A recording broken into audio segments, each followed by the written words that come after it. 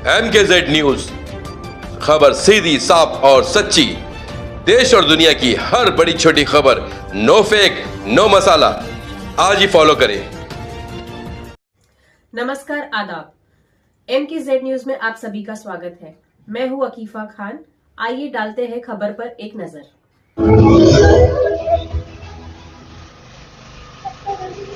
प्रभाग क्रमांक 5 मधील नागरिकांसाठी राजकारण म्हणजे फक्त भाषण, कामातून उत्तर दिलं। कारण इथे काम आधी, प्रसिद्धी नंतर ही संस्कृती रुजली आहे। मध्यमवर्गीयांच्या जुन्या व धोकादायक इमारतींच्या पुनर्विकासासाठी भूमिका आहे। पर्यावरण पूरक आणि भविष्यमुखी विकासासाठी प्रभागात ठिकठिकाणी सौर पॅनल सिस्टीम आणि रेन वॉटर हार्वेस्टिंग योजना राबवण्याचा संकल्प आहे। टॉवर मध्ये राहणारे असो, बैठ्या चाळीत किंवा झोपडपट्टीत, प्रत्येक नागरिकाला स्वच्छ आणि पुरेसं पाणी मिळणं।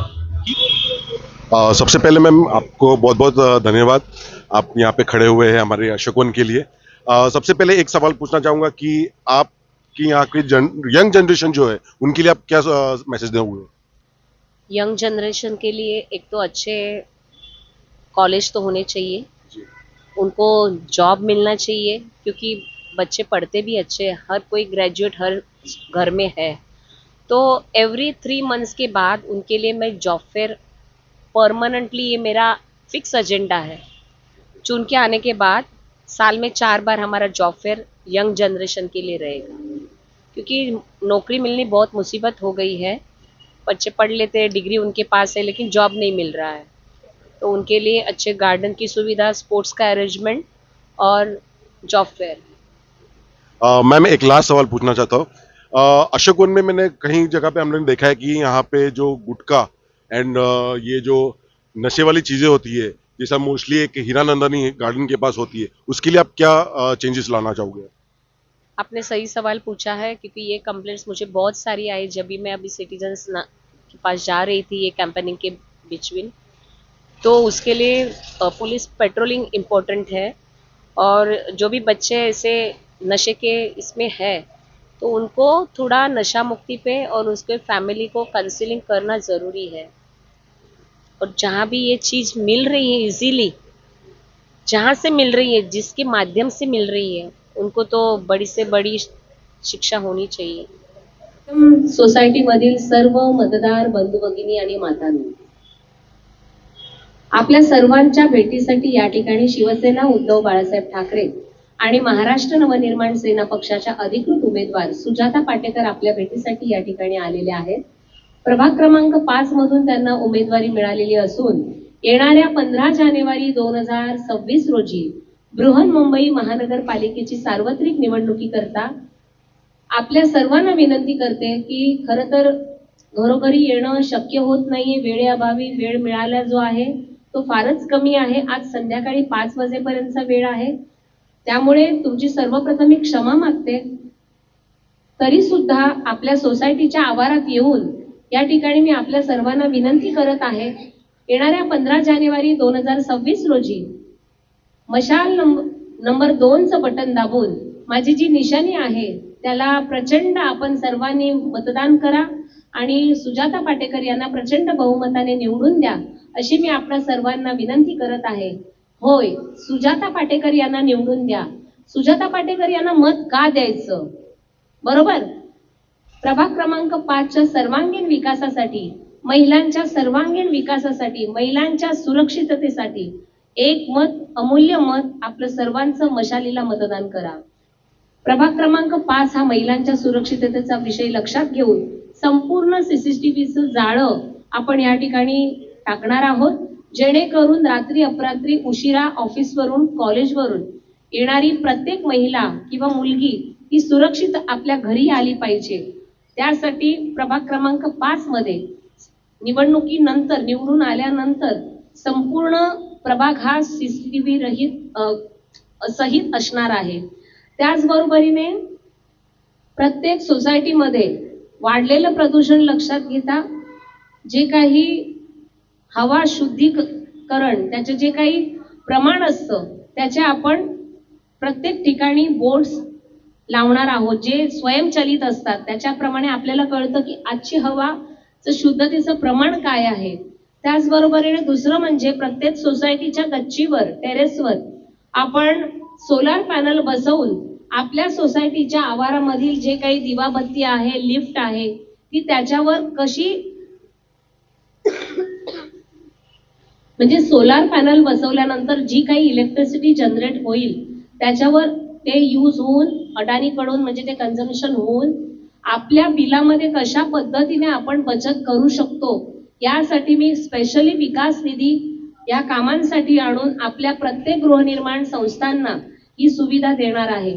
त्याचबरोबरीने भरपूर पाणी, प्रेशरने पाणी मिळेल यासाठी, कारण महिला जास्तीत वेळ किचनमध्ये असतात आणि पाणी भरपूर असायला पाहिजे अशी महिलांची मागणी असते. त्यामुळे विभागामध्ये भरपूर पाणी मिळेल असं मी या ठिकाणी वचन देते. त्याचबरोबरीने आपल्याकडे जे अनधिकृतपणे पार्किंग केलं जातं रस्त्यावर, त्यामुळे काय होतं, रस्त्यावर चालायला जागा नसते, वाहनांचं ट्रॅफिक असतं. त्यामुळे जे काही भूमिगत पार्किंगची सुविधा उपलब्ध करून म्हणजे नव्याने आपल्याला उद्यानांचा विकास करून त्याच्या खाली MCAच्या धर्तीवर भूमिगत पार्किंगची सुविधा आपल्या विभागातील नागरिकांसाठी उपलब्ध होईल, जेणेकरून रोड हे मोकळे राहतील.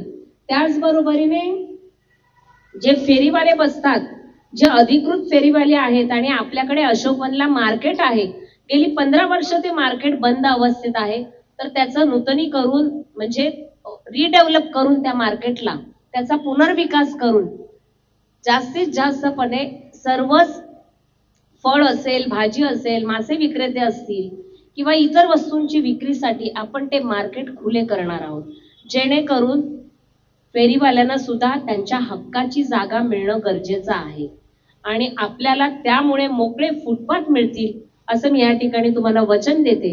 अशा अनेक गोष्टी, मग रेन वॉटर हार्वेस्टिंग असेल, मुलांसाठी चांगल्या शाळा असतील, MPSच्या धर्तीवर अनेक गोष्टी आहेत. बस सेवा आहे, 300ची बस सेवा, फ्रिक्वेन्सी वाढवणं गरजेचं आहे. रिक्षा स्टँड, शेअर रिक्षा स्टँड होणं गरजेचं आहे, कारण रिक्षा थांबत नाही, महिलांच्या तक्रारी असतात. आणि दुसरं अतिशय महत्वाचं, रात्रीच्या वेळेस अंधाराचा गैरफायदा घेऊन अनेक ठिकाणी पार्किंग जे केलं जाते त्या पार्किंग मध्ये बसून जे दारू प्राशन केलं जातं किंवा हल्ली तर ड्रग्ज वगैरे गोष्टी पण मिळत आहेत, अंमली पदार्थ, आणि त्यामुळे आपली जी भविष्यातली पिढी आहे ती कुठेतरी दिशाहीन झालेली आहे. म्हणून अशासाठी ज्या ज्या ठिकाणी ह्या काही गोष्टी होतात त्या ठिकाणी आपण मेन अशोकवन 300च्या स्टॉपच्या इथे फार ही गोष्ट म्हणजे दृष्टीस पडते आपल्याला, तर त्या ठिकाणी आपण पोलीस बीट चौकी बसवणार आहोत. अशा अनेक गोष्टी सगळ्या आहेत की लोकांना खूप कंटाळा आलेला आहे. अक्षरशः तुम्ही बघितलं असेल तर इतकं धुळीचं साम्राज्य, गेले 1.5-2 वर्ष हे सिव्हर लाईनचं काम चालू आहे, पण ते अक्षरशः फेल गेलेलं आहे. म्हणून व्यवस्थित जो कोणी म्हणजे प्रत्येक बिल्डिंग मध्ये इंजिनियर्स असतात त्यांनाही माहिती आहे काय चाललंय कामाचं, तर ह्या सगळ्या गोष्टी लक्षात घेऊन प्रत्येक नागरिकाला, कारण आपण टॅक्सपेअर पब्लिक आहोत, आपल्या टॅक्स मधून हा नगरसेवक निधी मिळतो, आमदार निधी मिळतो. म्हणून अशासाठी जे काही नागरिकांना त्रास होत आहेत त्यांना ऑफिस पर्यंत म्हणजे महानगरपालिकेपर्यंत जाता डायरेक्ट प्रशासन बिल्डिंग मध्ये येईल याच्यासाठी प्रशासन आपल्या दारी हे आपल्या म्हणजे माझ्या माध्यमातून म्हणजे तुम्ही मला निवडून दिलं आणि मला खात्री आहे की या ठिकाणी शिवसेना उद्धव बाळासाहेब ठाकरे पक्षाचाच नगरसेवक निवडून येणार. कारण यापूर्वी सुद्धा 2007 साली इथल्या नागरिकांनी सुजाता पाटेकर यांना निवडून दिलं होतं महिला नगरसेविका म्हणून, आणि त्यानंतर 17 ते 22 साली प्रभाग क्रमांक 4 मधून पुन्हा एकदा मी नगरसेविका निवडून आल्याने आता तिसऱ्यांदा मी नगरसेविका म्हणून या इथल्या जनतेच्या आशीर्वादावर निवडून जाणार आहे याची मला खात्री आहे. कारण नागरिकांना बदल हवाय, परिवर्तन हवंय, बरोबर. म्हणून परिवर्तन ही विजयाची नांदी आहे असं मी समजते आणि पब्लिक सब जानती है क्या करना है. म्हणून मराठी माणसाच्या अस्मितेची निशाणी असलेली ही मशाल. थैंक यू मैम, आपसे बात करके बहुत अच्छा लगा एंड हम होप करते हैं कि आप इस चुनाव को जीत के आइए और हमें जो भी आपने हमको बताया है, जो भी आपने जो फैसिलिटीज हमसे शेयर किए, होप सो हमको ये मिले आपसे। सो गाइज, MKZ न्यूज की तरफ से मैं लोगों से ये बोलना चाहूंगा कि प्लीज इन्हें वोट कीजिए, इन्हें आगे बढ़ाइए प्लीज। और एक जोरदार ताली जो है मैम के लिए।